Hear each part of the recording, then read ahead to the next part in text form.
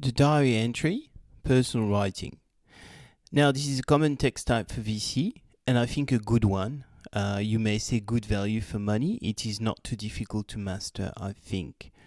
Usually, the topics tell you a lot about what you need to talk about in your text, so the plan is almost there for you.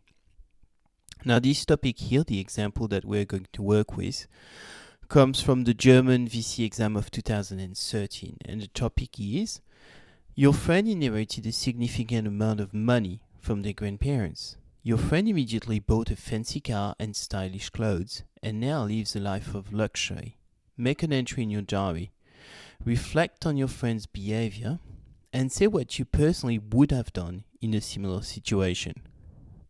So clearly here the situation is given to you, the story. Your job is to reflect on what has happened since your friend has got the money. And the second part of it is, what would you personally have done? So that's a conditional in a similar situation. So we've got two things. What happened and what would you have done?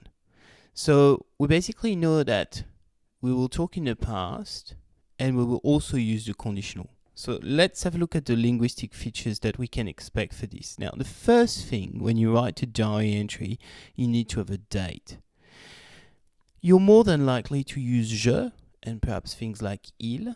You will have a variety of tenses. Now, in a diary, and it says that you're going to reflect actually in the topic, you're going to talk about ideas, you're going to talk about your emotions, the feelings, thoughts, ask yourself questions. Now, remember, this is a personal text, and this is actually not even meant to be read necessarily by other people but you. So it's very likely that you're going to use familiar language and perhaps sometimes rhetorical questions. So here, with this topic, this is what my answer will look like. So when we have a general view of the text here, which has 309 words, first of all, we have the date. Then we've got the text, which has an introduction that sets the topic, a body, and a conclusion. Now, as you can see, I do not sign off the diary. I don't say dear diary, and I don't say something like, oh, I'll talk to you later. We don't do that when we are adults or when we are not Bridget Jones. Now, let's have a look at the introduction. So again, the date, important. And I am talking about what has happened, so that's in the past. Depuis qu'il a hérité de la fortune de ses grands-parents, so that's what's given to me in the topic. Marc, so that's how I've decided to call my friend, has changé. L'argent lui permet de faire beaucoup de choses auxquelles il n'avait peut-être jamais pensé auparavant. Now, a few things that are important in this sentence from a grammatical point of view and that an assessor would notice. The use of lui, the pronoun, the complex relative pronoun auquel. Il n'avait peut-être jamais pensé auparavant, et auparavant is quite specific as in the vocab. Il n'est plus tout à fait l'ami que je connaissais avant, et je pense que cela change la relation que j'ai avec lui. So here we've got several tenses. We've got the present tense to say that he's not anymore the friend that I knew, past tense. Et je pense que ça change la relation que j'ai avec lui. Now you notice that here, after I said what happened, I am already talking about how I feel about it. So this is my introduction. Now for the body. La première chose qu'il a faite après avoir touché l'héritage, c'était de s'acheter une voiture de sport. So again, this was given to me, as you remember, in the topic. The first thing he did was to buy a car. Une voiture, une belle voiture avec laquelle il frime. So let's stop here. Laquelle, again, is relative complex pronoun. Et il frime, frimer is to show off, if you like. So this is kind of the familiar language that we were mentioning before. Je ne suis pas jaloux de sa voiture, mais ça m'énerve de voir mon ami se comporter de cette manière. So again, here I'm turning to my feelings, how I feel, what do I think. En fait, je suis peut-être un peu envieux après tout. So here, I've got the word envieux, which is quite specific. This is another way of saying jealous, so that's a synonym. Sometimes it is good to use synonyms to describe the same feeling. And I'm kind of asking myself a question.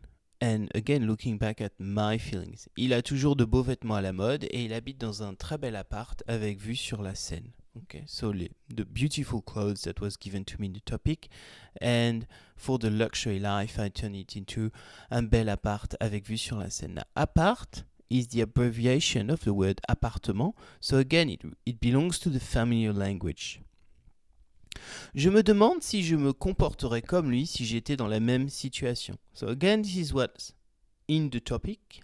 This is what the topic asked me to do. What would I do if I were in the same situation? Now here I've got the conditional. Remember we said we would probably use the conditional.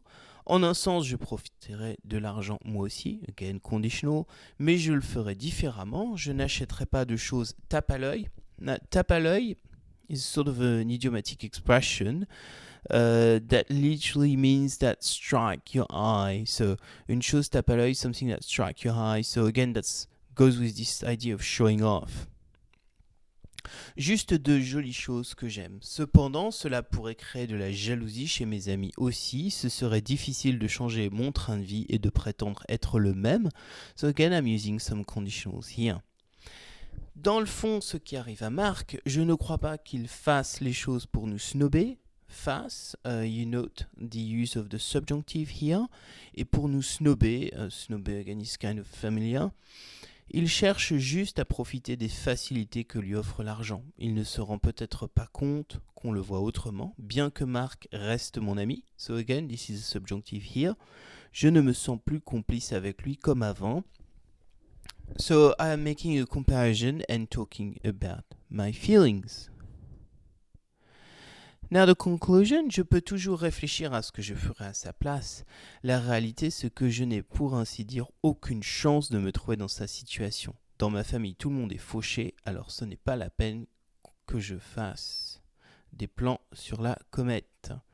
Dans ma famille, tout le monde est fauché. Fauché means to be not to have money, and this is a familiar expression. Et faire des plans sur la comète, that's an idiomatic expression that means that, you know, there's no point making plans that are unreal, sort of.